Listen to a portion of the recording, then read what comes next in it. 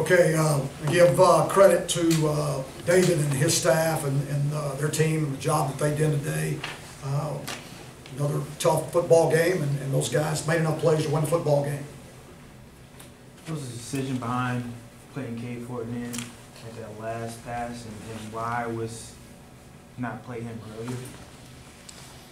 earlier? We didn't feel like going into the game that he would give us the best chance to win the football game. If we did, we'd have put him in there, or we'd have had him in there earlier. But in that instance, you know, he's got an extremely strong arm, and we knew he could at least move around enough to get the ball downfield for us. Larry, that the offense was clicking there early, scored touchdowns in 4 of the first 6 possessions. The next 7 possessions, they gained 23 yards. What changed there?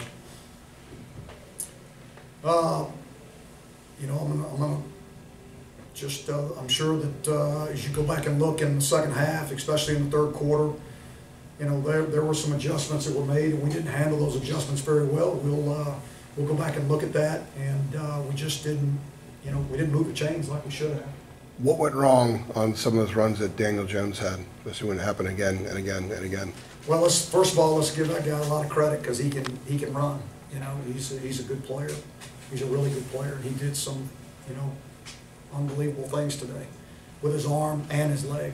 And you know, always, and when you have a situation like that, you got guys in coverage where their eyes aren't on the quarterback, and somebody gets out of a gap, and he finds it.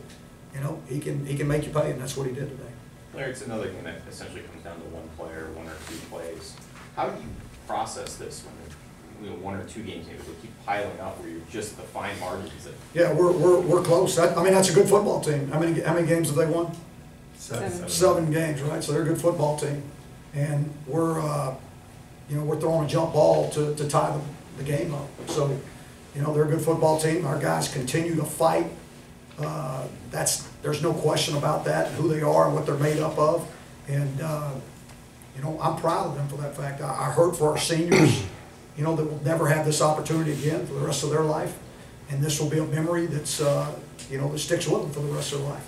You can go back and talk to any guy that's ever played in this game, and they can tell you what happened and how they remember it.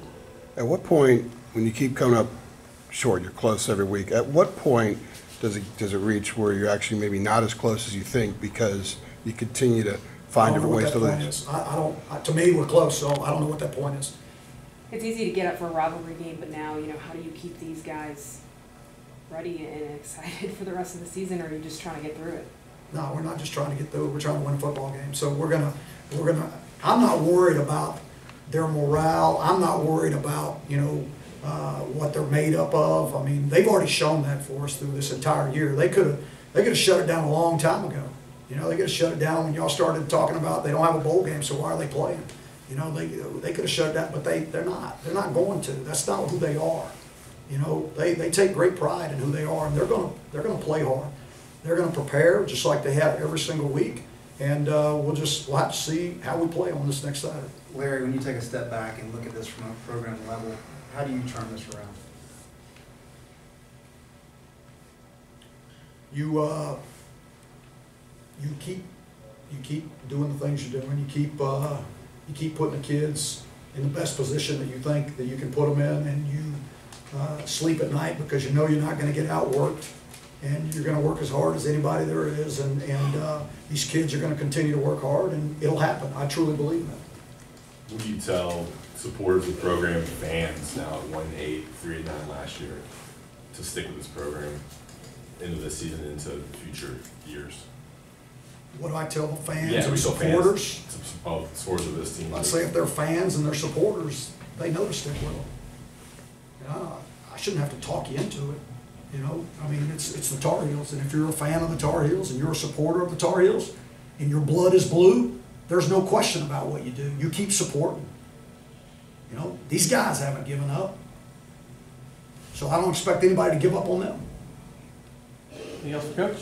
All right, I do have one question. You know, you're confident, Coach. Why are you confident that your team is better than the record suggests, and you can turn it around? Why am I confident? Yes. That's who I am. That's who I am. I mean, nobody's going to be able to tell me any different. I see how hard these kids work. I see their attitudes. I see their love for each other. I see how much they care. You know, if I didn't see it in their eyes and it didn't mean as much to them, then maybe I could question it, but I can't because I can see it. I see it in them every day. All right, thank you, Coach. Thank you, Coach. We'll get the player.